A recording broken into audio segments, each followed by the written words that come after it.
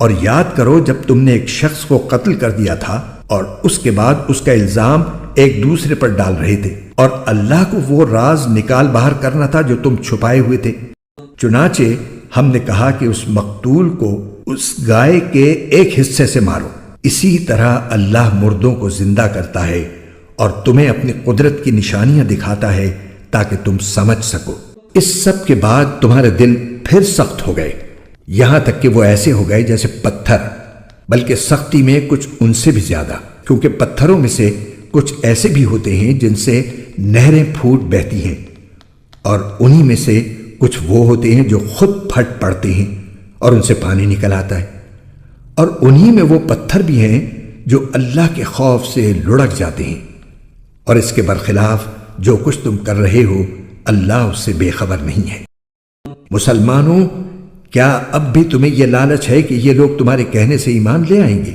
حالانکہ ان میں سے ایک گروہ کے لوگ اللہ کا کلام سنتے تھے، پھر اس کو اچھی طرح سمجھنے کے بعد بھی جانتے بوجھتے اس میں تحریف کر ڈالتے تھے۔ اور جب یہ لوگ ان مسلمانوں سے ملتے ہیں جو پہلے ایمان لا چکے ہیں تو زبان سے کہہ دیتے ہیں کہ ہم بھی ایمان لے آئے ہیں، اور جب یہ ایک دوسرے کے ساتھ تنہائی میں جاتے ہیں تو آپس میں ایک دوسرے سے کہتے ہیں کہ کیا تم ان مسلمانوں کو وہ باتیں بتاتے ہو جو اللہ تعالیٰ نے تم پر کھولی ہیں، تاکہ یہ مسلمان تمہارے پروردگار کے پاس جا کر انہیں تمہارے خلاف دلیل کے طور پر پیش کریں؟ کیا تمہیں اتنی بھی عقل نہیں؟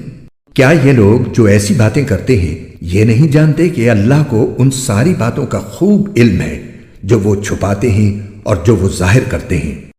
اور ان میں سے کچھ لوگ ان پڑھ ہیں جو کتاب تورات کا علم تو رکھتے نہیں، البتہ کچھ آرزویں پکائے بیٹھے ہیں، اور ان کا کام بس یہ ہے کہ وہم و گمان باندھتے رہتے ہیں۔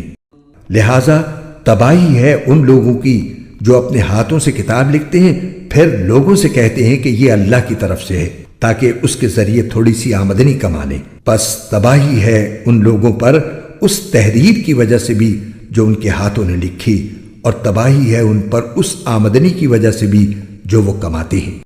اور یہودیوں نے کہا ہے کہ ہمیں گنتی کے چند دنوں کے علاوہ آگ ہرگز نہیں چھوئے گی۔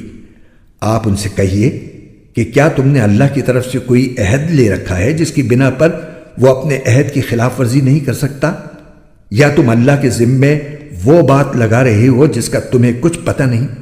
آگ تمہیں کیوں نہیں چھوئے گی؟ جو لوگ بھی بدی کماتے ہیں اور ان کی بدی انہیں گھیر لیتی ہے تو ایسے لوگ ہی دوزخ کے باسی ہیں، وہ ہمیشہ اس میں رہیں گے۔ اور جو لوگ ایمان لاتے ہیں اور نیک عمل کرتے ہیں تو وہ جنت کے باسی ہیں، وہ ہمیشہ اس میں رہیں گے۔